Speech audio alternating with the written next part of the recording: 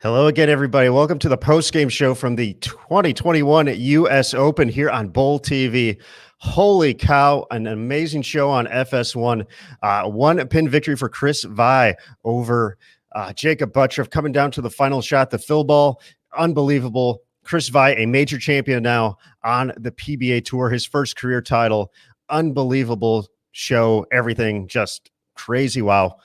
Post-game showtime, folks. So we're going to talk to Chris in a little bit. We're going to talk to Anthony Nyer as well. Let's bring in the Bowl TV crew, though, for some initial impressions. From Reno, let's bring in Jason Thomas first. Wow, what a show. I can't, to quote, from the Kirk Gibson home run, I can't believe what I just saw. I mean, we saw a 7-10 conversion. We saw just an unbelievable finish. Nothing that I predicted went the way I thought it would go. It was just absolutely wild, and what an amazing show. Next, we'll bring in Matt Cannizzaro, remote from Texas.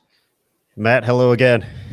Hello, guys. 100% agree. That was unreal. It's all you can hope for from a major championship. Congratulations to Chris Vi, but you definitely have to feel for Jacob Buttriff. 3 times the runner-up at the U.S. Open, was in position to at least force the roll-off, but couldn't get it done this time. But looking forward to hearing what Chris has to say about finally getting a chance to hoist that trophy. Final member of the Bowl TV team, Inside Bowling's Mike Flanagan. Mike, welcome in. Yeah, it took the words right out of my mouth, Matt. I really feel for Jacob Buttriff right now. I'm actually looking at him off camera. I'm almost tearing up just watching the guy. This one has hit him really, really hard. When he made that shot in the 9th, horrible shot. I mean, I think he would tell you he totally sprayed that one out to the left. Leaves the 3-7-9, gets the count, sits down. You could see him dejected. But then when Chris gave him that opportunity to step up and throw 3 in the 10th, the first 2 shots Jacob threw, he couldn't have thrown them any better than that wicked messenger on the second one. And then he just made a bad shot again. Really feel for the guy. I mean, I think that's what I'm feeling here on the ground more than anything else, more than Chris winning, kissing the trophy, having a great week. Aaron Smith, you picked him on our fantasy game. Congratulations on that W there, buddy. I think Jason Sterner, if he gets through that first match, I think he would have had a chance to maybe bowl for the title. But he ran into a buzzsaw with Christian Ascona, made that one bad shot. But from the ground here, it's all about Jacob Buttriff for me. Understandably so. As you mentioned, a third time the runner-up here at the U.S. Open. A different way bowled a fantastic game against Anthony Nyer to advance and really look locked in early on. Obviously you talked about the 9th frame, but to have that second chance and to let it slip away has to be heartbreaking right now for Jacob.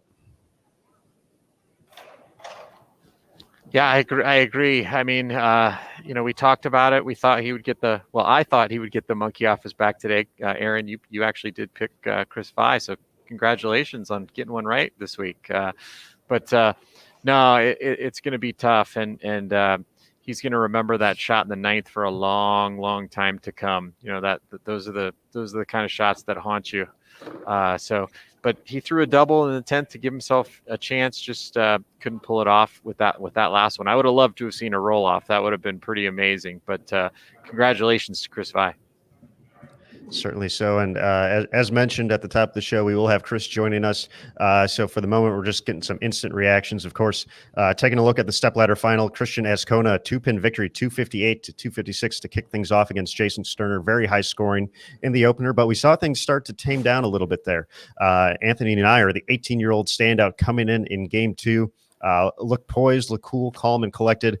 236 to 200 win over Ascona to move on to the semifinals. And, Randy broke it down pretty well during the semifinal match. Jacob being to the right seemed to create some trouble, but we had a moment, folks. We had a moment. We had the 7-10 conversion, the first time since about 1991, I believe the number is, the 4th time ever on TV. It was electric. The place went nuts. Rob Stone lost his mind.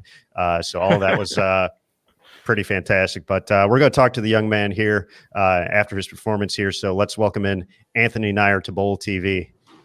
Anthony, hello again, sir. Hello. So you got to tell us how much fun was that experience for you? It was definitely fun. I mean, to start, I was just here to bowl, but then I just try to enjoy it, and it was really fun. I mean, like everybody says, it always goes by quick because, I mean, you're on TV. You don't have much time, but it's 2 games, but it was really fun. Anthony, you were trying to become the youngest major winner ever. That would have been an incredible record, but you set another kind of record, and you're going to be on replays for the rest of eternity, making that 7:10. How do you feel about that? And what was that like for you to do on TV like that? I mean, it was pretty cool, honestly. I mean, I'm not going to say it was bad, but I mean, it was really cool. I wasn't expecting it. I mean, I was walking away, and I looked back, and I seen it come across, and I was like, and then I was just shocked. I mean, I didn't.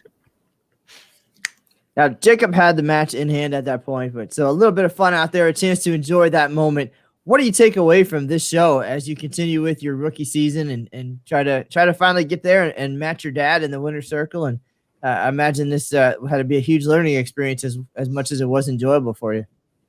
Oh, yeah. I mean, during qualifying and everything, you just kind of bowl them. But when you get to the TV, it's a little different. I mean, the lanes transition quicker because of the lights and everything. And I'm starting to learn that now because that's not stuff without experience. I mean, you got to have the experience to learn that stuff. So now that I get that, I see it. So I'll use that knowledge for future when I'm back.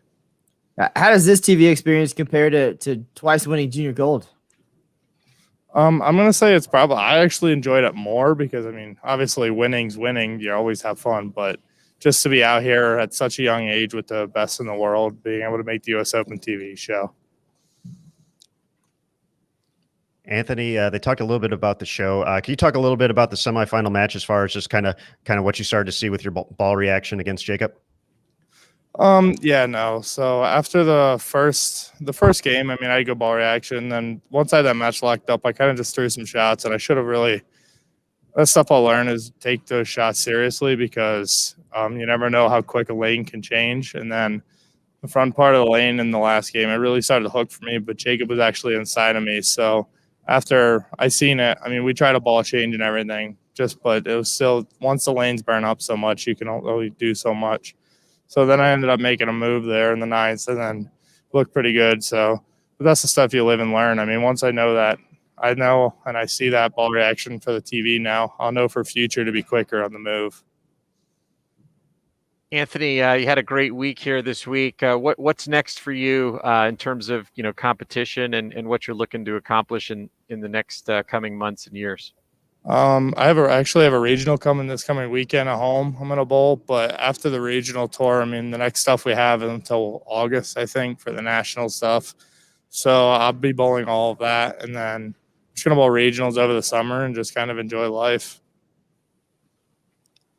All right, Anthony. Well, once again, thank you for putting on a great performance this week at the U.S. Open. Always fun to watch, and you have a moment now. You have something not only the experience but the 7:10. It was pretty awesome, pretty fantastic. I'll admit I'm the only one here at the International Bowling Campus. I was watching it and I yelled, and it just echoed throughout the whole place. I was so excited. But congratulations! Thank you. You made. I know. Matt Canzaro, very proud junior team USA. You guys have worked together for a long time. So continue the great work, and we look forward to what's next for you, sir. And congratulations on probably making Sports Center. I would guess you're going to be on that tonight too. So. Hopefully, I mean that'd be cool. All right, thank you guys. Thanks, Anthony. Thanks, sir. All right, folks. Anthony Nyer joining us here. That's a great point, JT. That's top 10 material all day, every day. Absolutely. Unless there's like 9 holes in one at the Masters golf tournament today, that's going to definitely be on there. That's my number one.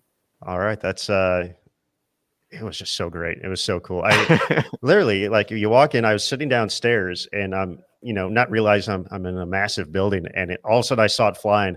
And I just started yelling, and all of a sudden I just started echoing. I'm like, oh yeah, this is.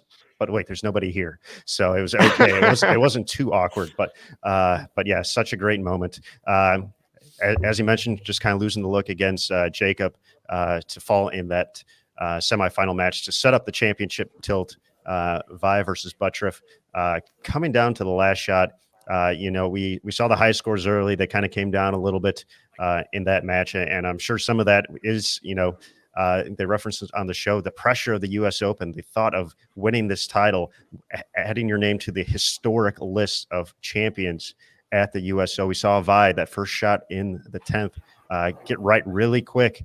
That could have been the same fate as Jacob had in frame number 9 with the 379. That could have been 2-8-10 all day.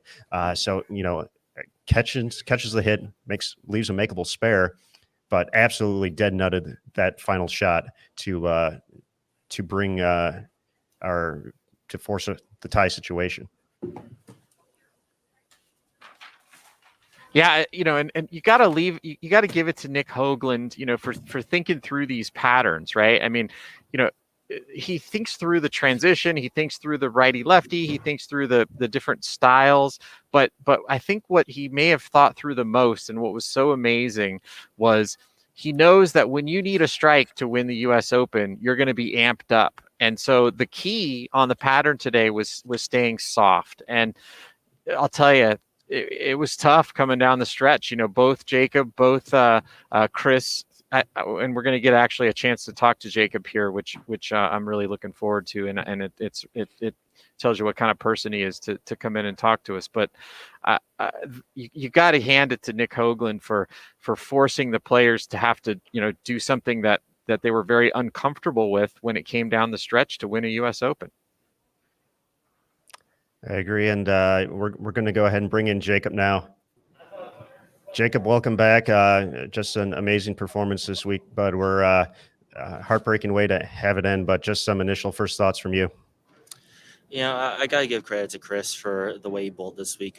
He qualified, I believe, 16th going into match play. So the fact that the run he made, I mean, it was hands down impressive. I bowled a great game against Anthony, and I knew I was going to run into some transition troubles when I finally got a second game in. And, it's quite unfortunate that, I couldn't have that one game, when I was the top seed. But, like I said, hats off to some amazing bowling by Chris. And, just hopefully one of these days I can win by a pin and not lose by a pin. Jacob, let's talk about the 9th frame. I just talked about it on the show. It felt like, the key to bowling well today was keeping the ball speed down. What happened on the 9th frame? Was it a little fast, or did you just miss a little bit left? Yeah, I just got a little amped up. I know in that situation I was up in the match, but like I said, I just got a little amped up. I know that was the tricky lane between the two lanes for me. So unfortunately, I just didn't make the best shot, and I did exactly what I didn't want to do, and it just happened, unfortunately. Jacob, Chris gave you the opportunity to throw a couple strikes up there. Just talk us through the 10th frame, your experience, knowing what you had to do. Yeah, so I felt like the first shot in the 10th I threw amazing, and I know how the lane was getting. Like the front part of the lane was starting to hook quite a bit, so I had to kind of trick it and kind of give it a little bit of loft. But the second one I got away with, and I think the last one I just got too slow and ended up tugging it in. So, like I said, hats off to Chris this week for some amazing bowling. Yeah, Jacob. Oh, go ahead, Matt. Three runner-up finishes this season. Still plenty of bowling to do, but where do you go from here? What's the mindset? How do you reset to go ahead and just get back to where you were, because you are in a great place here in 2021, and we've seen a new Jacob, and it's been awesome. Definitely. It's frustrating finishing second in these tournaments, but at the same time, it's like all it does is just, if you're finishing second, you're obviously doing something right, and before you know it's just gonna come there for you. And I finished second here, but the term, like, obviously I'm a little upset right now, but tomorrow's a new day. I mean, handful of tournaments coming up, so can't let the past affect you when it comes to your new day. Jacob, in my mind, you are going to be a first ballot Hall of Famer. Actually, if you'd won today, I think you would have that would have qualified you, obviously, for the Hall of Fame. But you're a young guy. You've got a lot more of these tournaments ahead of you. How are you going to plan to use this as motivation in the future to keep racking up the titles and the great things you've been doing in your career?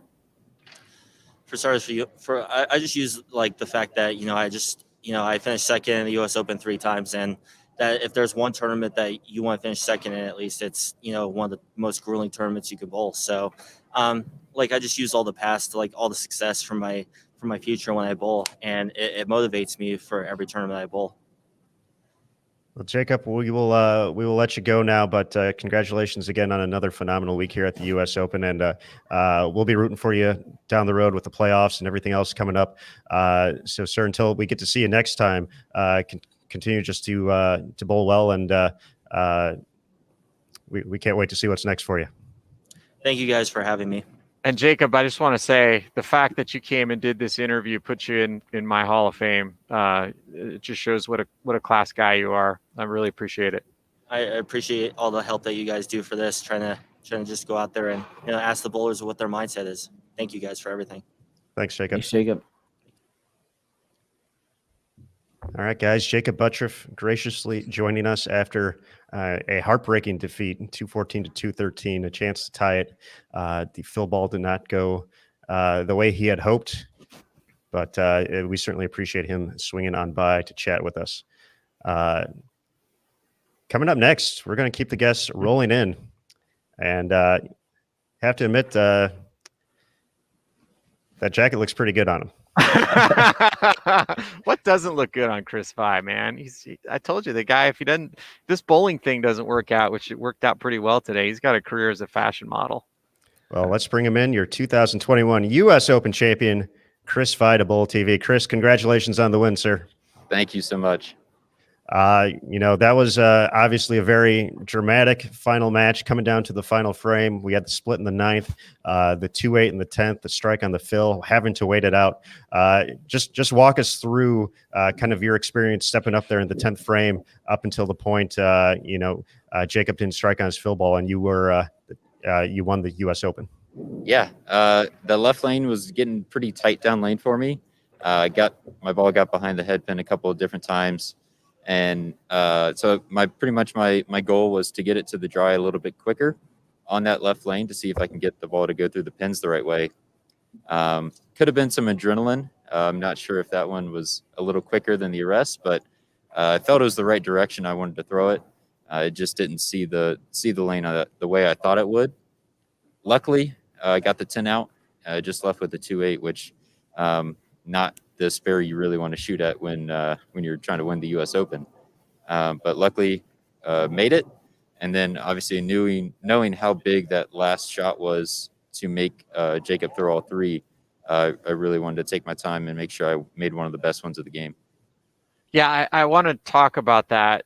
We talked a little bit with Jacob about just the fact that this pattern seemed like the key was to keep your speed down, which is, I'm sure, incredibly hard to do when the adrenaline's going and you're trying to win the U.S. Open. But what did you tell yourself going into that last shot, you had to have it in order to force Jacob to get all three to tie? What were you saying to yourself mentally when you got up on the approach or before? Just to make one a little bit better than the last time. It didn't really see the lane the way I thought it would, so made another little minor adjustment off of it, and I just wanted to trust it 100%.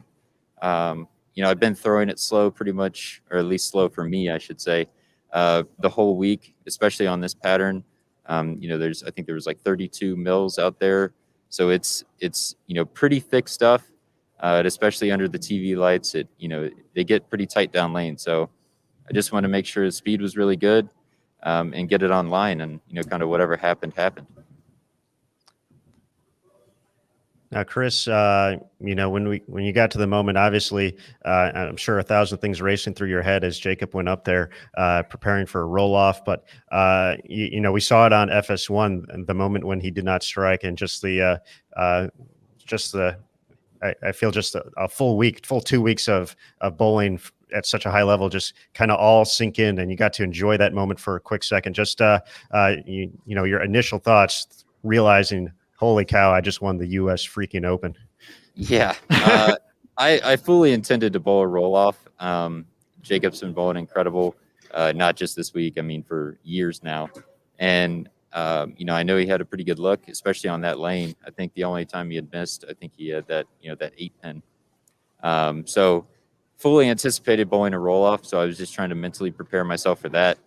And then, obviously the last shot when he didn't didn't strike. It was just kind of a holy crap. Like it actually happened. Chris, obviously we talked and you said you've been knocking on the door for a while, a bunch of major TV appearances, finally are able to win. I think we've predicted for a long time that you're going to be a big star out here and have a great career. But what does this win mean in terms of opening up the floodgates to future success?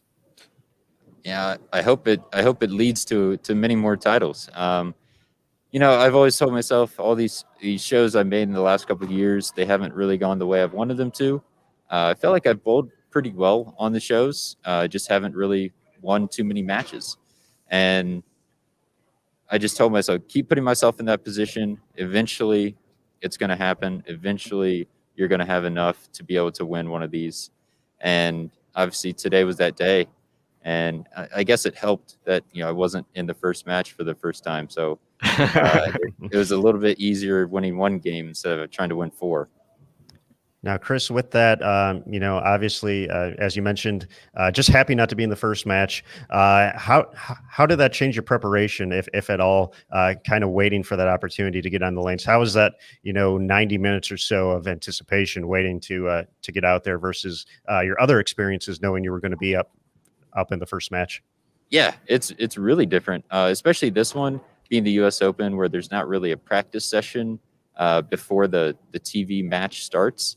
We do have one earlier in the day, but really right before that first match, it's only the first 2 competitors get a few shots. So this one's even more different than the rest. But it was just trying to stay mentally prepared, trying to stay loose. I pretty much practiced for all of the TV breaks. I was giving myself enough time to not over bowl, but still make sure that body stayed loose. So I wasn't stiff or anything like that. Yeah, it was definitely different, but my ball reps really helped me stay mentally prepared. Kind of let me, be a little loose, not necessarily talk about bowling for the whole 90 minutes. Yeah, just try to keep my mind off of it a little bit until we really needed to get to business. All right, one final question for you before we let you go. I know there was a lot of talk pre-show about urethane versus reactive, and urethane was the choice on the show. But how close was it when it got down to it? Once you saw kind of how Christian had broken down the lane, was there any chance, or was it going to be urethane all the way? It was probably 80% urethane, but with the end of that game, if I had to bowl another game, it's 100% reactive.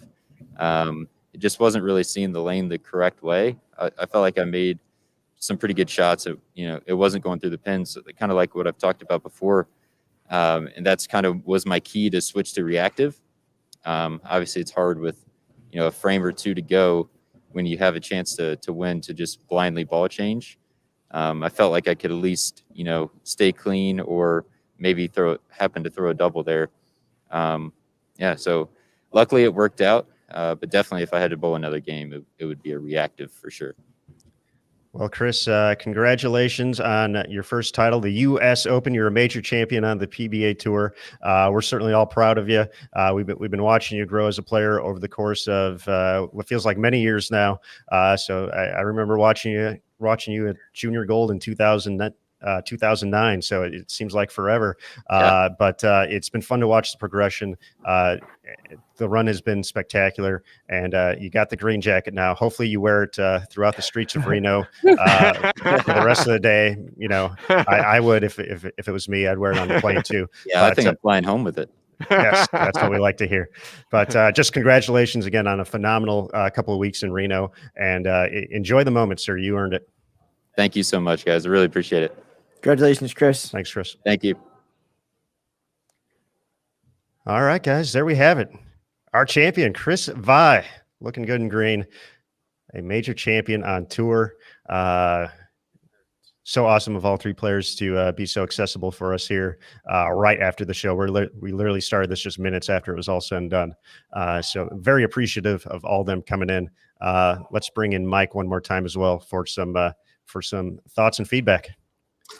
Yeah, guys, I think the theme that I've been telling all the players here as they exit is thanks for all the access this week. We've had up close and personal access, like you just said, to to damn near all the players this week.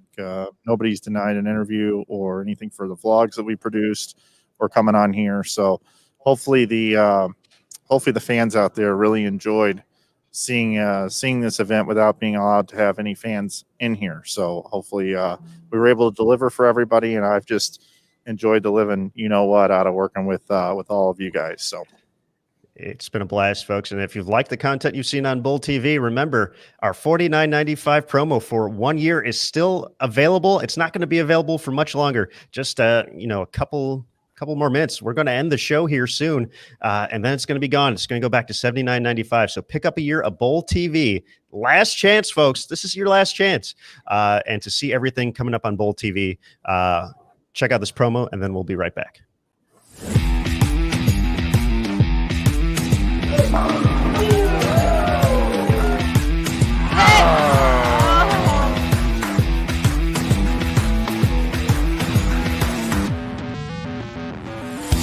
How about a channel max?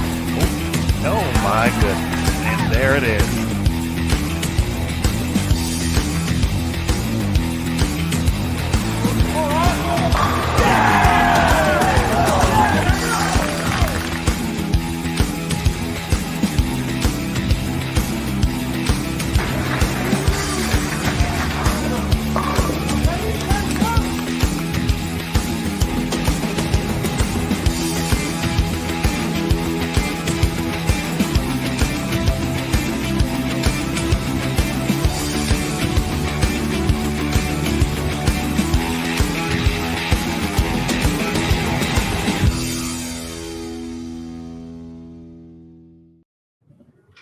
All right, folks. Once again, this is going to be your last opportunity. Head over to bowltv.com, create a login if you haven't had one. You could watch the rest of the show as well there. And all you have to do for right now is go to Join Bowl TV. You'll see it on the navigation. That's where you can pick up the $49.95 special, but not for very much longer. So after the show, it's basically going to be gone. Last opportunity. And guys, we've had a lot of fun this week. Mike, as you mentioned, and it's been so much fun to just interact, have a good time. It's been some long days, let's admit it. We've had some long days. We've gotten a little crazy from time to time, but you got to have that during 24 games of qualifying. That's bound to happen. You got to let loose a little bit. And we had some fun prior to the start of the U.S. Open. We had a fantasy draft. We each picked 6 players along with us 4, and then Stu Williams, who competed at the U.S. Open, and then USBC Executive Director Chad Murphy. We picked our teams, and we had a giveaway tied to that based off of which team won. We were going to be giving away Sony wireless headphones to one person who submitted an entry, randomly selected. So we're going to bring up the results. And even though I was the one who picked Chris Vi, and he won the tournament, JT is your winner, folks. Jason Thomas with 177 points. Once again, this is based off of their final finish. First place overall, Stu Williams second at 191. Valiant effort by my guys. Chris Vi taking the win, but 205 for me. Chad at 219, Matt at 266, and Mike 286. So that means for Team JT, well, first, all the folks who picked JT, give yourself a round of applause. People. And the winner of the Sony wireless headphones is Rebecca Colby. So, Rebecca, congratulations. Thank you for participating. Thank you for sending that in. You didn't pick my team, but that's okay because you picked the right team. So, Rebecca, our marketing team will be contacting you next week to pick up that grand prize. So, congratulations. Thanks again to everybody who participated. It was fun. It was fun to keep track of the players. It's also the same reason why I don't play fantasy football anymore. But it was a good time. So congratulations, JT, and congratulations, Rebecca, on winning here on Bull TV. So guys, this is our fond farewell after 2 weeks in Reno. I don't know what people are going to do now that they're not hanging out with us. I mean, I'm going to shave. I'm getting kind of scruffy here. I don't know what you guys have in plan, but whatever break you guys take, you certainly earned it because it was just a phenomenal 2 weeks of coverage, and I enjoyed every moment of it. So we'll go around the horn and just say our final well wishes to the good folks at Bowl TV, and then call it a day. JT. Yeah, I just it was fun to watch the whole 2 weeks, and we saw obviously Thomas Larson win the Masters, and then Chris Vi won the U.S. Open today. But I'll tell you who really won, and that's the sport of bowling. We had tremendous cooperation all week between USBC and PBA, Flow Bowling and Bowl TV. And then we had two incredible championships, two incredible champions that were able to take home their first major titles, in the last 2 weeks. And that's what this is all about, crowning champions. And it's super fun to get to watch it unfold, to watch the greatest bowlers in the world do what they're the best at. But again, the winner this week was the sport of bowling. Thank you, JT. And Matt, we'll send it to you next. Yeah, it was an awesome couple of weeks. It was great to see bowling back after the 2020 that we had to crown two major champions. Amazing to be a part of every minute of it. We appreciate all the hard work from you guys, and of course, all the time from the fans tuning in and watching on Bowl TV and on Flow Bowling. I can't wait for the next one. Again, just what a fun way to wrap it up. Some drama and some excitement there for Chris Vi picking up his first major title. I can't wait to talk to him in a few minutes, but you guys go celebrate, get to the after party. I'm going to get to work because it's time to tell the world what just happened here, and I look forward to doing it again. All right. Thanks, Matt. Mike, to you. Yeah, 10 years ago, I was here in the National Bowling Stadium just meeting a guy by the name of Matt Cannizzaro and being brought in because I ran this thing called Inside Bowling to be on a broadcast for some Open Championship stream. By the way, if Chad's watching, let's get those streams back, buddy. I'm gonna go ahead and call it out right here. I know there's reasons why we don't, but I miss it. And I just remember that. And I think back, National Bowling Stadium, it comes full circle, being able to work with Matt all week and Aaron, who's joined the team since then, and JT, the pioneer of live streaming, or one of them anyway. And you guys let me be part of it has been special to me. A lot of long hours, and I cannot wait to get home. But I also really want to just thank the entire community for interacting with us throughout the week. It's a lot of hours for us, and thanks for not, giving us such a hard time and really embracing a lot of the stories. I remember when Tim Mack was in there with JT for quite a while with some awesome storytelling and all the over-under games and joking around, and just great participation in our community in the chat. And it's going to continue, for the rest of Bowl TV as long as this thing exists, So those of you that aren't subscribed yet, I know we've been promoting this promo until we're blue in the face, and we set a record for Bowl TV subscribers. So thanks to you, you're helping supporting bowling. I'm looking forward to the PWBA season. It hasn't been announced officially yet, but I believe I'm going to be helping out on a PWBA tour, and those ladies are so fun to cover. It's a completely different situation than what it is out here with the guys. This is intense, and the ladies tour is intense too. But they love giving us more access, even more than what we saw this week here. So I believe it's the 22nd through the 24th, if my dates are correct, or somewhere close to there, coming up here, the Twin Cities Open. We hope everybody joins us for PWBA and all the other great events coming up here this summer. And then my last thing for you, and I know I'm getting long-winded, but the fact that everything we went through in 2020 and everything that's happened, everybody's been affected in some way, shape, or form. My business has absolutely been thrown in the dumpster, and giving me an opportunity to come here and make a little coin and get this gig here. I like the fact that the events are back. We just had a U.S. Open, we just had a Masters, and now we're going to have PWBA. So to everybody out there, as they're getting vaccinated and as this COVID thing eventually comes to a close, let's celebrate it, and let's get out and let's promote bowling, and let's get out and see our proprietors, and let's go eat a hamburger in their bowling centers, and let's take our family bowling, and let's have a birthday party there. So that's really the thing that I take away as well. I cannot wait to come on these airwaves and not have to have this mask on. There's my face. Oh, don't let Damon see you. Breaking the law. So that's it for me. It's been wonderful. You guys are the best. Thanks everybody for watching. Well, it appears you got to shave, Michael. Not me. All right, everybody. I'll echo what those three gentlemen just said. Phenomenal time to the Bowl TV community. We're just so very thankful to get to spend these long hours with you. You make it fun for us. So we hope to continue that in the future. As Michael said, the PWBA tour coming up in a couple of weeks. We have the ITC and ISC sectionals coming up this weekend. So you'll get to see a few of us for a little bit longer. But for all the folks who, made this tournament happen, these tournaments happen. So we just got to say a big thank you to the USBC, BPAA, Kegel, the official lane maintenance provider, for the USBC staff on site. We got Rob Gottschall, Greg Moore, Damon Sirocco, Brandy Silva, Caitlin Nelson, Chip and Robin McKee.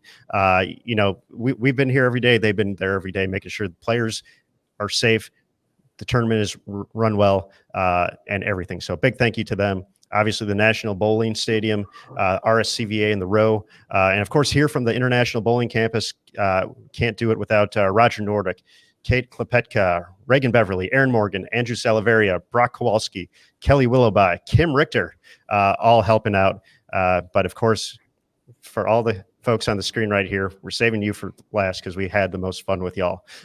So for Mike Flanagan from Inside Bowling, Matt Canizaro, who's got a story to write, Jason Thomas, who's got to put all the stuff away. I'm Aaron Smith, folks.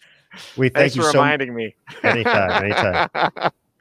Folks, we appreciate this opportunity so much to bring these great events to you, and we are just so thankful.